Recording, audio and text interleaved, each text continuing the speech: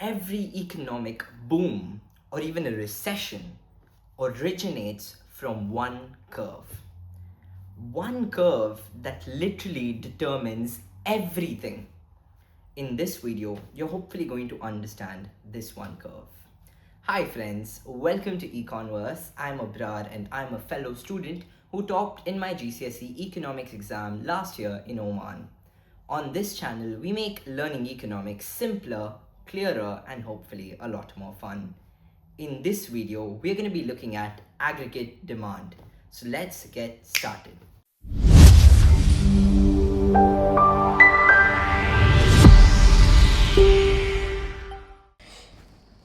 In this video, we are going to be looking at aggregate demand. So what is aggregate demand? Aggregate demand is the demand curve of an entire economy. So it's the same demand curve. However, in this case, it's the demand curve of the entire economy by the four sectors of the economy within a given time and price level. So it's divided essentially into four parts. When we look at these four parts, it's easy to split them up like this. Let's just call it C, I, G, and X minus M. Let me explain each of these. So firstly, C refers to consumption. Consumption is the part of the aggregate demand that is contributed to by households. So it is the household spending on goods and services. And when we look at I, that refers to the firms. It refers to investment. So investment by firms also counts in the aggregate demand. Then when we look at G, G refers to government spending. So government spending also adds on to the aggregate demand of an economy. And X minus M quite simply refers to net exports. Now what does this mean? So it's important to understand that the export of an economy is the amount of goods that they sell to a foreign country. So let's say this is your country and Y is someone else's country. So the goods that you sell to them are considered export, whereas let's say the stuff that he's able to sell to you, you call it imports. So net export measures the amount of exports that you're giving minus the amount of imports that you're giving, and this value that you get between this gives you the net of these exports and imports. So this basically measures the contributions to the demand of the foreign sector, one would say. So foreign sector basically refers to trade between multiple countries. So these are the four components of the aggregate demand. So now let's just take a look at how aggregate demand as a curve looks like.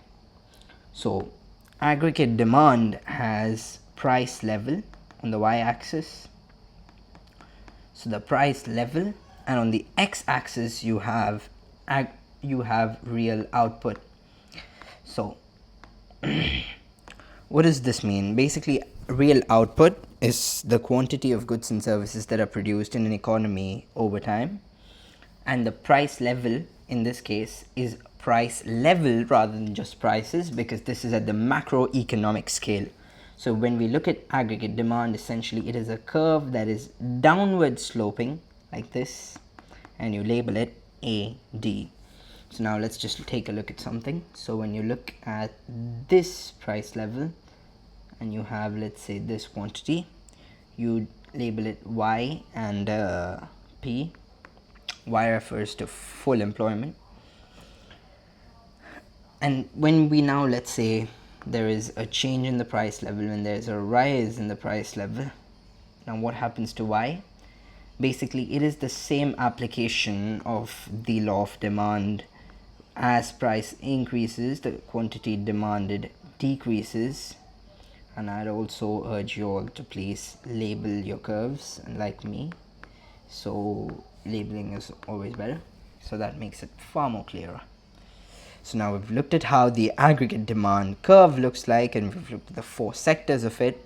Now it's important to understand that this is downward sloping, portraying the negative relationship between real GDP and the price level. GDP is basically output, so the negative relationship. So moving on, now it's very key a concept, aggregate demand. This is because aggregate demand is essentially the main determinant of economic growth. Now, like I'd mentioned at the beginning of the video, how your economy performs, you can say, is almost completely reliant on your aggregate demand.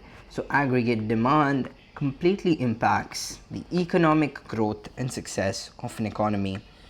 So now we've looked at the 4 factors. Let's just remember this as an important formula for us to know. So aggregate demand is measured as C plus I plus G plus X minus M. Now that is the formula for aggregate demand, and we've seen what each of those parts of that mean. Now when we saw the aggregate demand curve, we saw how there could be a contraction or an extension in the aggregate demand based on the changes in price. So now it's important to understand this is your contraction that I've labeled in red, and this bit that I'm going to label in green is your extension in aggregate demand. Now there may also be a situation through which you can have shifts, just like how you have in demand. So there could be a rise in aggregate demand overall, and this could happen essentially with an increasing population size. For example, there might be fall in interest rates, so high consumptions, and so on and so forth. So basically, when there's positive conditions for demand, the aggregate demand curve might shift to the right due to non-price factors, and when there's non-price factors that are against it, it could shift to the left, as I've shown here. So it could shift to the left, or it could even shift to the right, depending on the conditions. So that is all. If you think this video helped you understand economics better, make sure to give it a thumbs up and subscribe to join the Econverse. I'll see you again in the next video where we look at the other side of the equation. Do let me know in the comment section if you know what it is.